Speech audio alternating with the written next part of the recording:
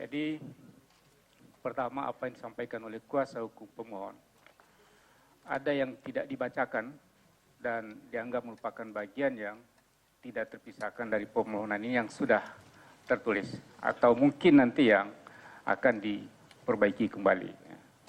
Kemudian begitu juga tambahan dari prinsipal adalah merupakan bagian yang tidak terpisahkan dari permohonan ini.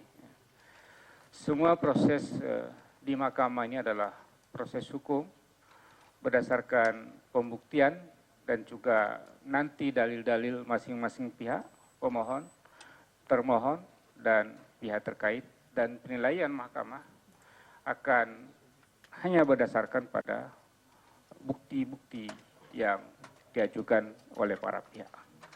Putusan mahkamah sebagai satu mekanisme ketatanegaraan yang ditentukan oleh konstitusi adalah bersifat final. Kami akan mengadili perkara ini sejujur-jujurnya, sebaik-baiknya, dengan transparan dan terbuka, dan seluruh rakyat Indonesia bisa menyaksikan dan melihatnya, dan mudah-mudahan kita semua, doa kita semua tentu, kita semua dilindungi oleh Allah Subhanahu wa Ta'ala. Dan ini adalah kepentingan bangsa dan kepentingan negara kita yang harus kita jalankan secara bersama-sama. Saudara-saudara, pemohon, termohon, dan pihak terkait. Nanti akan saya beri kesempatan kepada termohon dan pihak terkait, tapi berikan waktu, kami akan memberikan nasihat-nasihat dulu kepada pemohon sehubungan dengan permohonan tadi yang sudah disampaikan.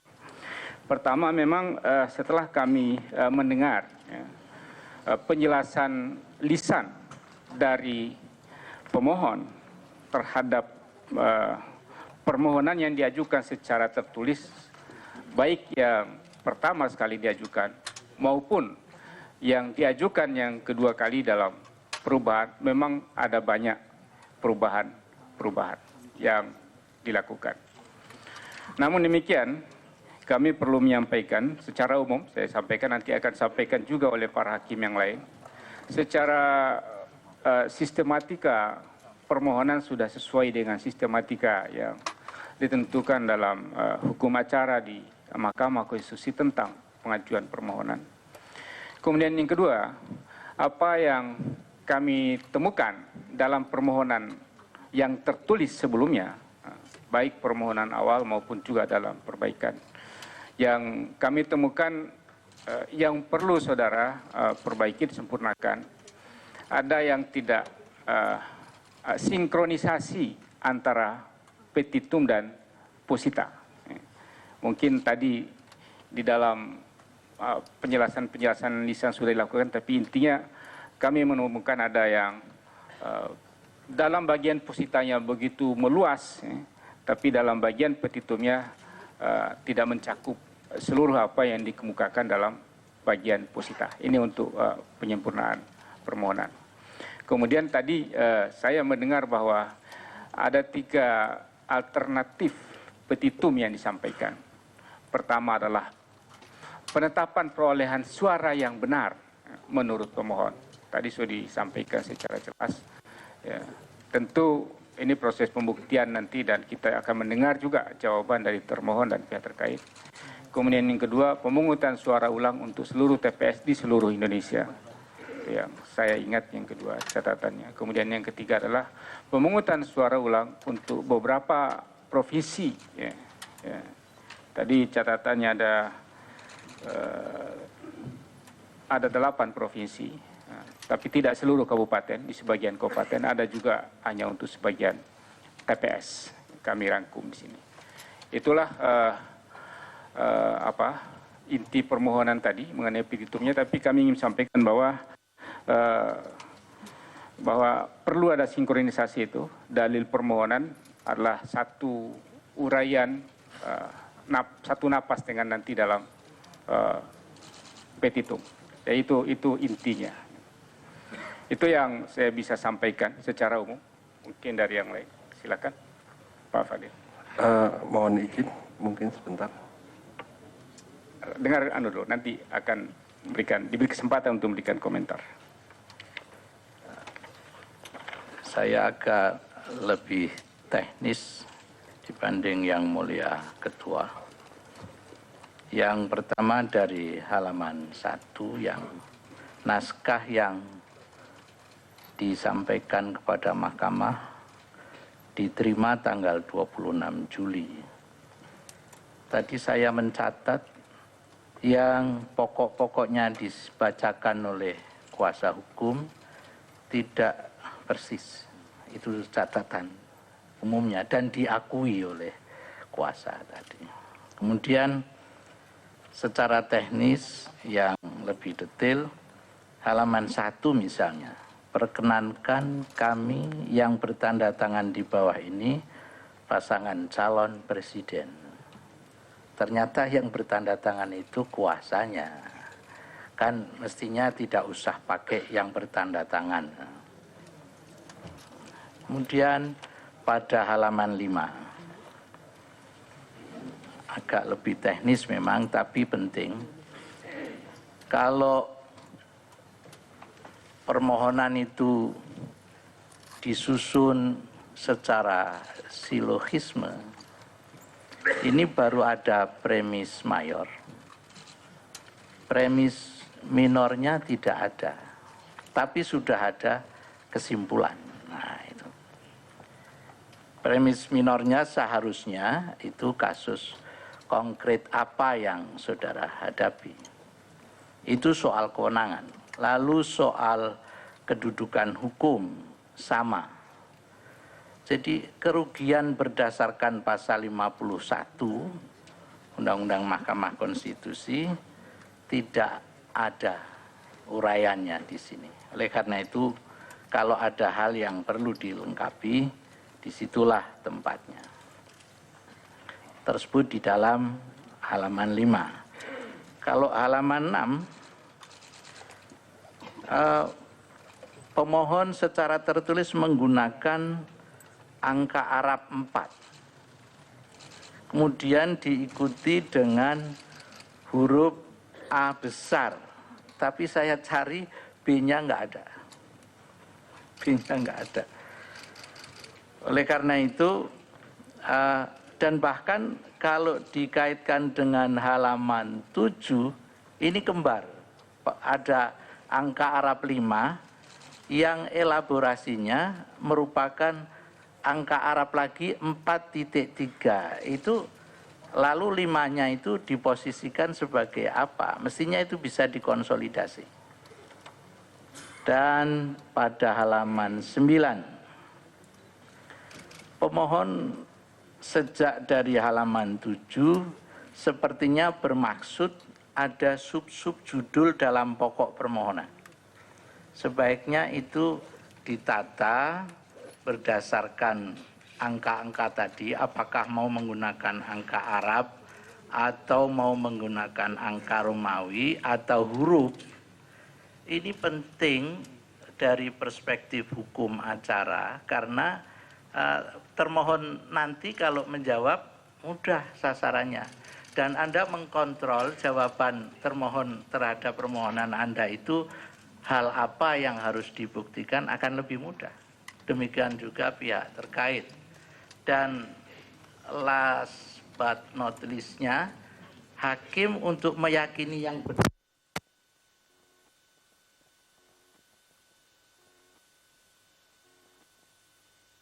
Pengadilan kan sebenarnya persoalan bagaimana Anda meyakinkan hakim dengan bukti-bukti yang tersedia. Oleh karena itu sekali lagi saya ingin mengingatkan pertama supaya sub-sub judul yang tersebut pada halaman 7 sampai dengan halaman 15 itu dikonsolidasi dengan menggunakan penomoran yang nalar, wajar, dan kalau perlu, kalau sudah ada bukti tertulis atau saksi di situ bisa ditambah video. Ini halaman 7 sampai dengan 15. Dan yang terakhir soal petitum tadi, meskipun agak lain ya petitum yang dibacakan tadi, namun tetap juga 3 petitum itu tidak didukung oleh posita yang memadai. Ada hal yang kira-kira perlu diperhatikan adalah permohonan untuk membatalkan suatu keputusan yang dilakukan oleh penyelenggara itu mesti didasarkan pada soal yang substansial, fundamental, yang kemudian diikuti oleh satu tindakan berikutnya yang diperintahkan oleh mahkamah. Apakah ini perlu diperhatikan betul?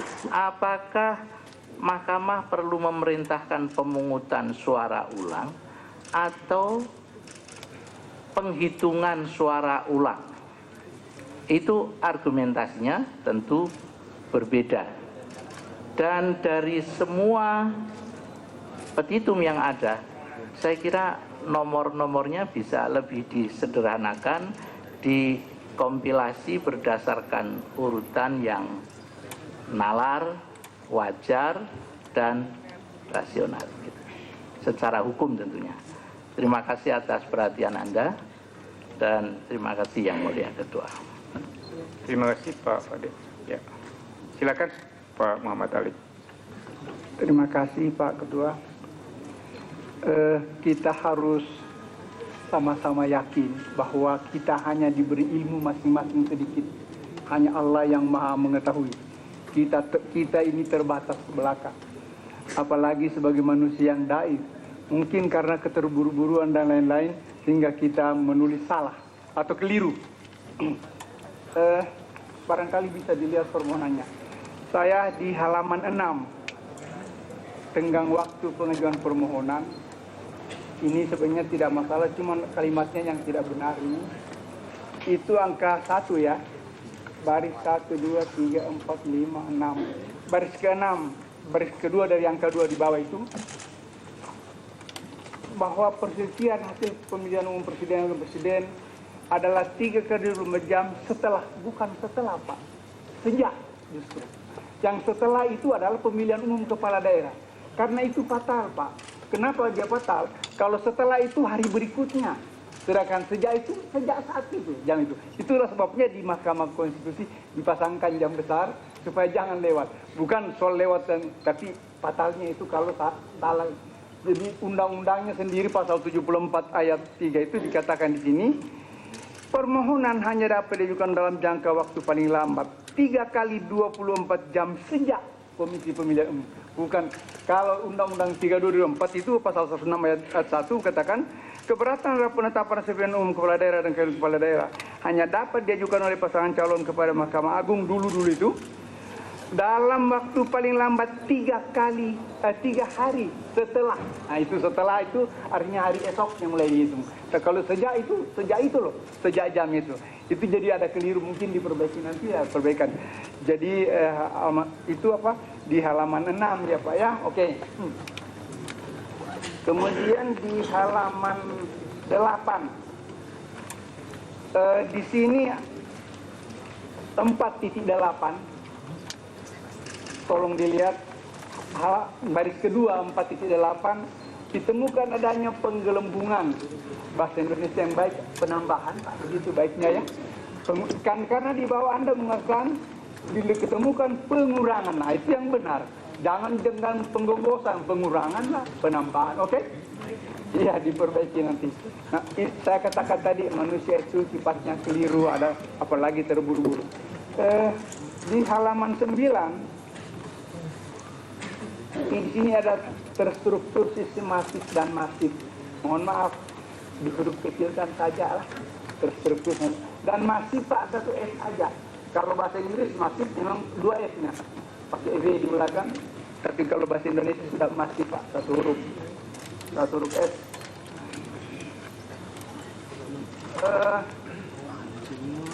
Di halaman 8 juga ada kata merubah. Jangan merubah, mesti mengubah. Kalau berubah ya saya setuju, tapi kalau merubah tidak ada dalam yang saya tahu loh. Jadi berubah iya, mengubah iya, tapi merubah tidak ada, no. Itu ada terdapat di halaman 8 halaman 12 dan halaman 111. Nanti diperbaiki, jangan mengubah yang bagus. Oke. Yang bagus dan benar. Kemudian halaman 9 itu tadi sudah diperbaiki, tertulis dan masih. Ini halaman 101 mungkin keliru juga ini, saya yakin keliru. Halaman 101 di bawah Limba Romawi, Sumatera Selatan. Lihat dulu halaman 101 Sumatera Selatan, betul toh? Tapi di halaman 102 Sumatera Barat loh, yang Anda tulis di sebelah atas itu loh. Mana yang benar? Sumatera Selatan, Sumatera Barat? Itu loh sebelah itu. Presiden terjadi di Provinsi Sumatera Barat. Padahal judulnya Sumatera Selatan. Jadi mungkin salah. Itu kan manusiawi sifatnya saya katakan. Jadi mungkin diperbaikilah, Barat itu diganti dengan Selatan mungkin. Halaman 106 permohonan Anda di 1, 2, 3, 4 baris ke-6 dari bawah, angka apa yang tanda datar 2 itu Prabowo Hatta. Yang mulia jangan ditulis huruf kecil, itu kan keliru aja. Prabowo besar, P-nya, Hattanya juga besar kan ya. Ini permohonannya keliru, Prabowo Hatta huruf kecil kok.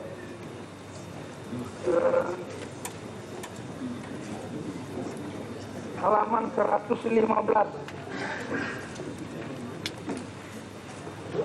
itu huruf H, Anda menulis 2 kali terhadap. Hapuskan satu ya, monggo. Tadi oleh yang mulia Bapak Ketua dinyatakan bahwa disatukan saja antara pemohon yang penghitungan suara ulang dan pemungutan suara ulang. Tetapi ada begini yang mungkin saya ingatkan. Di sini di dalam permohonan yang ini yang belum diubah itu batal, tidak sah dan tidak mengikat. Loh sebenarnya kalau batal pasti tidak sah, pasti juga tidak mengikat. Jadi batal aja sudah cukup.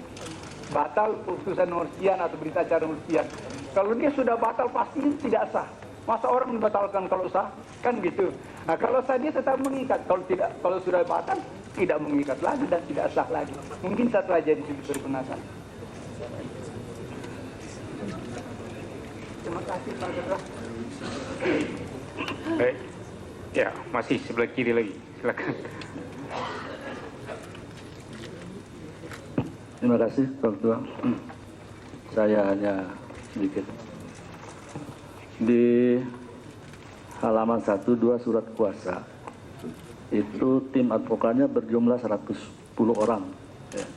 Tetapi di halaman 3 sampai 12 berjumlah 112 orang supaya dicocokkan ya. Berapa jumlahnya sebenarnya. Kemudian masih ada beberapa kuasa hukum yang belum menandatangani. Ya pemirsa, demikian spesial report kami kali ini dan kami akan kembali dengan Jurnal Siang sesaat lagi.